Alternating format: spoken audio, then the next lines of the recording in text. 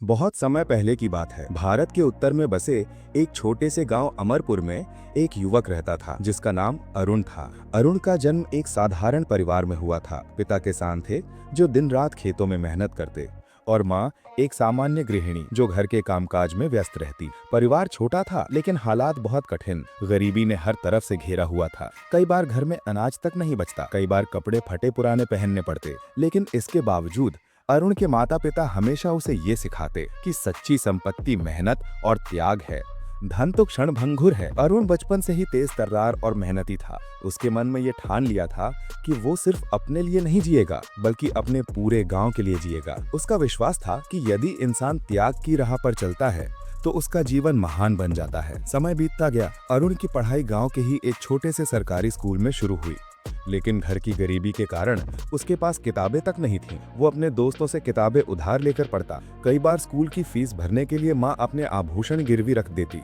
अरुण की आंखों में हमेशा एक सपना चमकता कि एक दिन वो पढ़ लिख कर बड़ा आदमी बनेगा, लेकिन सिर्फ अपने लिए नहीं बल्कि उन सब के लिए जो गरीबी और संघर्ष में जी रहे हैं। जब वो किशोरावस्था में पहुंचा तब गांव में एक बड़ा संकट आ गया। गांव में भयंकर बाढ़ आई, खेत बर्बाद हो गए, घर उजड़ गए, कई लोगों के पास रहने को छत तक नहीं बची। उस कठिन समय में हर कोई अपने अपने परिवार को बचाने में लगा था, लेकिन अरुण का दिल सिर्फ अपने परिवार तक सीमित नहीं था। उसने अपने छोटे से घर का दरवाजा सबके लिए खोल दिया। जितने लोग उसमें समा सकते थे समाये। उसने अपने हिस्से का खाना भी दूसरों को बांट दिया। कई बार वो भूखा सोता, लेकिन उसने कभी किसी जरूरतमंद को खाली हाथ वापस नहीं भेजा। यही वो पल था जब गांव वालों ने पहली बार अरुण के भीतर छिपे असली इंसान को पहचाना।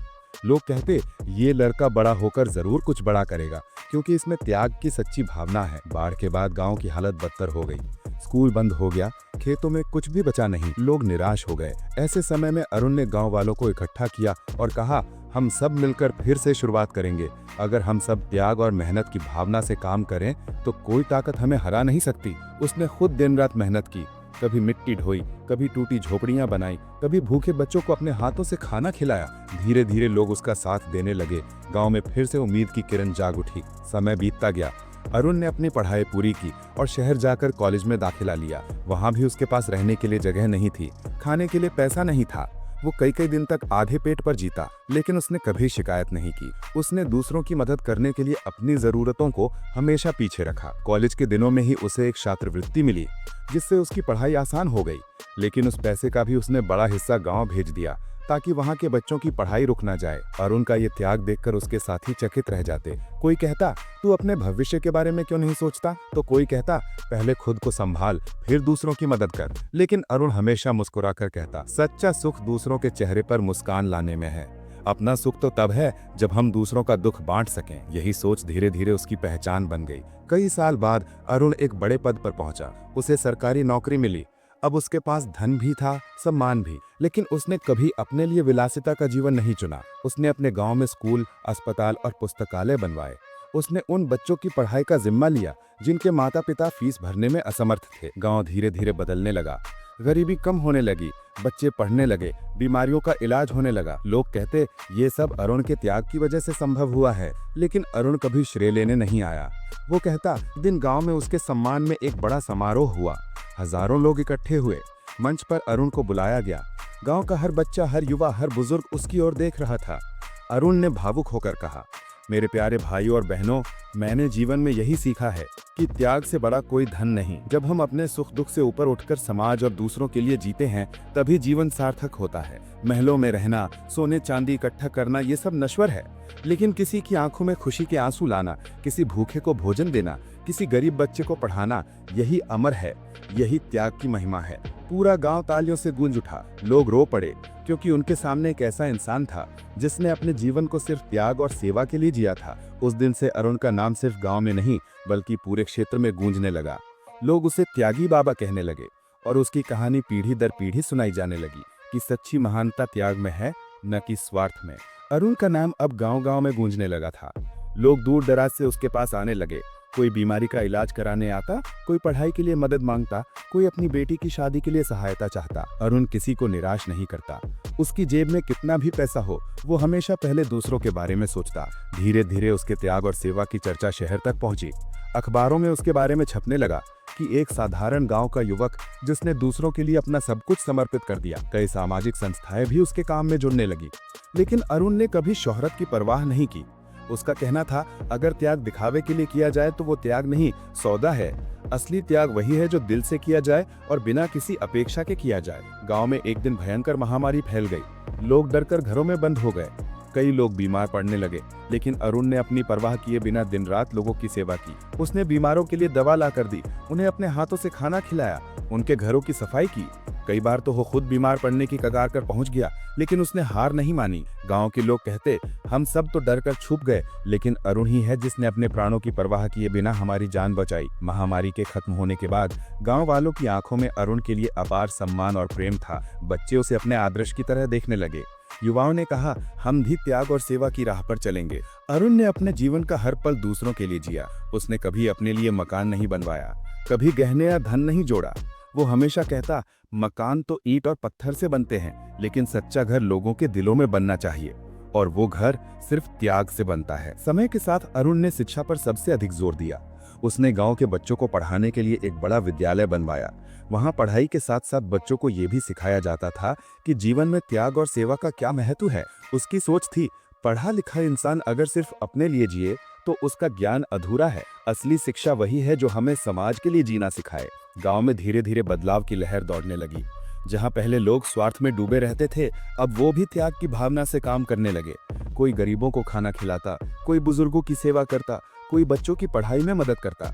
ये सब अरुण की प्रेरणा का असर था। अरुण के त्याग की महिमा अब सीमा पार करने लगी। आसपास के गांव भी उससे प्रेरित होकर सेवा और त्याग की राह पर चलने लगे। कई बड़े नेता और अधिकारी उससे मिलने आए और बोले, अरुण जी, हम चाहते हैं कि आप राजनीति में आए। आपके जैसा त्यागी और निस्वार्थ इंसान देश का नेतृत्व करे।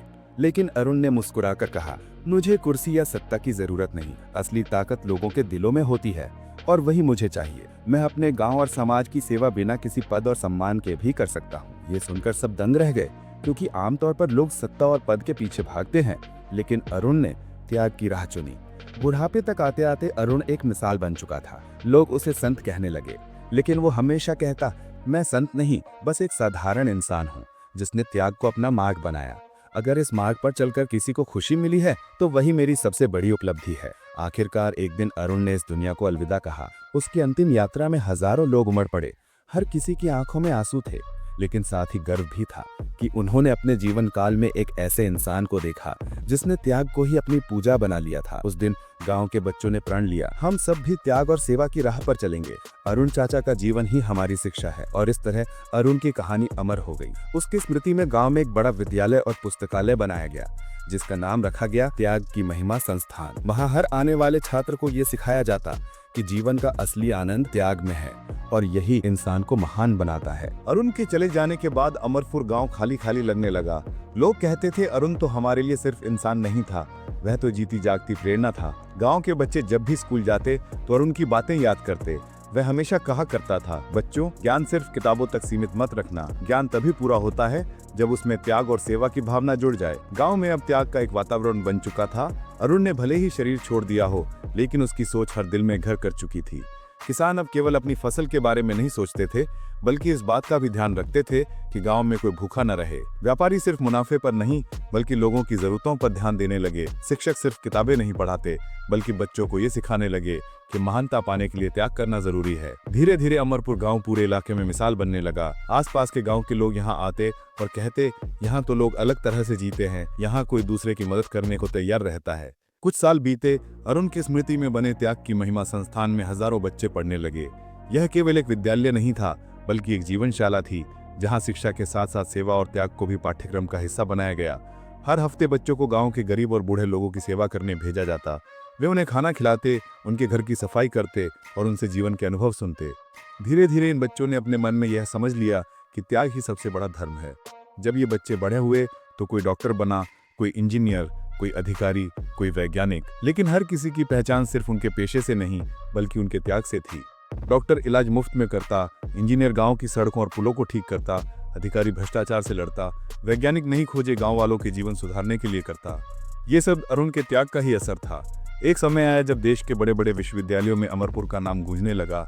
लोग कहते, यहाँ से निकले बच्चे सिर्फ काबिल नहीं, बल्कि त्यागी भी हैं। यही उन्हें महान बनाता है। समय के साथ अमरपुर एक छोटा सा गांव न रहकर एक आदर्श नगर बन गया। यहाँ लोग केवल अपने लिए नहीं जीते थे बल्कि समाज के लिए जीते थे, और हर जगह अरुण की तस्वीर लगी रहती जिसके नीचे लिखा था, सच्ची महानता त्याग में है। लेकिन कहानी यहीं खत्म नहीं हुई। कई साल बाद जब अमरपुर के बच्चे बड़े होकर दुनिया के अलग अलग हिस्सों में फैले तो उन्होंने वही सोच अपने साथ ले गए। उन्होंने विदेशों में भी त्याग और सेवा के विचार को फैलाना शुरू किया। जहां भी वे गए लोगों को बताया कि असली खुशी त्याग में है। धीरे धीरे ये सोच एक आंदोलन का रूप लेने लगी। लोग कहते त्याग की महिमा सिर्फ अमरपुर की नहीं बल्कि पूरी दुनिया की धरोहर बन गई है। एक समय ऐसा आया कि संयुक्त राष्ट्र यानी यूनाइटेड नेशंस में भी अमरपुर का उदाहरण दिया जाने लगा। वहां कहा गया कि अगर पूरी दुनिया को शांति और प्रेम चाहिए तो अमरपुर से सीखना चाहिए, जहां एक व्यक्ति के त्याग ने पूरे समाज की दिशा बदल दी। इस बीच गांव के बुजुर्गों ने एक और परंपरा शुरू की। हर साल अरुण की पुण्यतिथि पर त्याग दिवस मनाया जाने लगा। उस दिन गांव में कोई भी व्यक्ति अपने लिए नहीं बल्कि सिर्फ दूसरों के लिए काम करता। किसान अपनी फसल जरूरतमंदों को मुफ्त बांटते, दुकानदार अपने सामान गरीबों में बांटते, बच्चे अपने खिलौने दूसरों को देते और महिलाएं अपने हाथों से बना खाना अनाथ बच्चों तक पहुंचाती। ये परंपरा धीरे धीरे पूरे राज्य, फिर देश, फिर दुनिया में फैल गई। हर जगह लोग त्याग दिवस मनाने लगे। उस दिन हर कोई ये संकल्प लेता, आज मैं सिर्फ दूसरों के लिए जीऊंगा। इस तरह अरुण का त्याग अमर हो गया। उसका जीवन सिर्फ एक कहानी नहीं रहा बल्कि इंसानियत की एक नई धारा बन गया। लोग कहते हैं अगर त्याग को समझना है तो अरुण को याद करो, अगर सेवा को जीना है तो अमरपुर को देखो, और अगर इंसानियत को बचाना है तो त्याग की महिमा को अपनाओ। समय का पहिया चलता रहा। अमरपुर गांव अब आदर्श गांव बन चुका था। लेकिन जीवन में हमेशा नए संघर्ष आते हैं और त्याग की असली परीक्षा भी वही होती है। गांव में जब नई पीढ़ी बड़ी होने लगी तो उनके सामने आधुनिकता और भौतिक सुख सुविधाओं के आकर्षण खड़े हो गए। मोबाइल, टीवी, शहरों की चमक, सबका असर बच्चों और युवाओं पर पड़ने लगा। धीरे धीरे कुछ लोग कहने लगे, त्याग, सेवा, बलिदान ये सब पुरानी बातें हैं। आज के समय में तो पैसा और शोहरत ही सब कुछ है। ये सुनकर गांव के बुजुर्ग दुखी हो गए। उन्हें डर था कि कहीं अरुण की दी हुई सीख समय के साथ खो न जाए। लेकिन तभी संस्थान के एक शिक्षक ने कहा, हम अरुण जी की शिक्षा को सिर्फ किताबों तक सीमित नहीं रख सकते, हमें इसे जीना होगा। बच्चों को ये दिखाना होगा कि त्याग करने से ही जीवन में असली आनंद आता है। इसलिए उन्होंने बच्चों को शहर ले जाकर झुग्गी बस्तियों का हाल दिखाया। वहाँ छोटे छोटे बच्चे कुआं बीन रहे थे, कोई नंगे पांव चल रहा था, कोई भूखा था। बच्चों ने जब ये सब देखा तो उनके दिल पिघल गए। उन्होंने पहली बार समझा कि दुनिया सिर्फ उनके गांव तक सीमित नहीं है, वहाँ ऐसे भी लोग हैं जिनके पास 2 वक्त का खाना तक नहीं है। वापस लौटकर बच्चों ने प्रण लिया, हम आधुनिक साधन भी अपनाएंगे लेकिन त्याग और सेवा को कभी नहीं छोड़ेंगे। धीरे धीरे गांव के बच्चे बड़े होकर दुनिया भर में फैल गए। कोई अमेरिका में डॉक्टर बना, कोई लंदन में इंजीनियर, कोई जापान में वैज्ञानिक। लेकिन सबके दिल में अरुण की दी हुई शिक्षा थी। वे जहां भी गए वहां सेवा और त्याग का बीज बो दिया। डॉक्टर बनने वाला बच्चा गरीब मरीजों का मुफ्त इलाज करने लगा। इंजीनियर ने गांव-गांव जाकर पानी की व्यवस्था की। वैज्ञानिक ने सस्ती दवाइयां बनाई ताकि गरीब भी उनका इस्तेमाल कर सकें। हर कोई अपनी अपनी जगह से समाज के लिए त्याग करता रहा। इससे अमरपुर का नाम पूरी दुनिया में गूंजने लगा। लोग कहते ये गांव सिर्फ इंसानों को नहीं बल्कि इंसानियत को जन्म देता है। एक दिन अमरपुर में एक बड़ा अंतर्राष्ट्रीय सम्मेलन हुआ। इसमें अलग अलग देशों से लोग आए। वहां एक सवाल पूछा गया, दुनिया में सबसे बड़ा धन क्या है? किसी ने कहा सोना चांदी, किसी ने कहा तेल और गैस, किसी ने कहा ज्ञान और विज्ञान। लेकिन जब अमरपुर के एक छोटे से छात्र से पूछा गया तो उसने मुस्कुराकर कहा, दुनिया का सबसे बड़ा धन है त्याग, क्योंकि त्याग से ही प्रेम मिलता है, त्याग से ही समाज बनता है और त्याग से ही इंसानियत जिंदा रहती है। पूरा सभागार तालियों से गूंज उठा। सभी ने माना कि ये सच है। धीरे धीरे अमरपुर सिर्फ गांव नहीं रहा बल्कि एक प्रेरणा केंद्र बन गया। हर साल हजारों लोग वहां आते और त्याग की शिक्षा लेकर जाते। यहाँ तक कि विदेशी विश्वविद्यालयों ने भी त्याग की महिमा विषय पर शोध करना शुरू कर दिया। लेकिन कहानी यहीं खत्म नहीं हुई। एक समय आया जब देश में बड़ा आर्थिक संकट आया। लोग बेरोजगार हो गए, महंगाई बढ़ गई, कई लोग निराश होकर गलत रास्तों पर चलने लगे। लेकिन उसी समय अमरपुर के युवाओं ने एक नया आंदोलन शुरू किया, त्याग और सहयोग। उन्होंने तय किया कि जो थोड़ा सा भी कमा रहा है वह अपने पड़ोसी की मदद करेगा। जो किसान अधिक फसल उगाता है वह उसका हिस्सा गरीबों को देगा। जो दुकानदार है वह अपनी दुकान से रोज एक गरीब को मुफ्त सामान देगा। धीरे धीरे यह आंदोलन फैल गया और पूरे देश में एक नई चेतना जागी। लोग समझ गए कि संकट से निकलने का असली रास्ता सिर्फ त्याग और सहयोग है। यही अरुण की सबसे बड़ी जीत थी। भले ही वह इस दुनिया में अब नहीं था, लेकिन उसका त्याग एक लोक की तरह जलता रहा और अंधेरे को मिटाता रहा।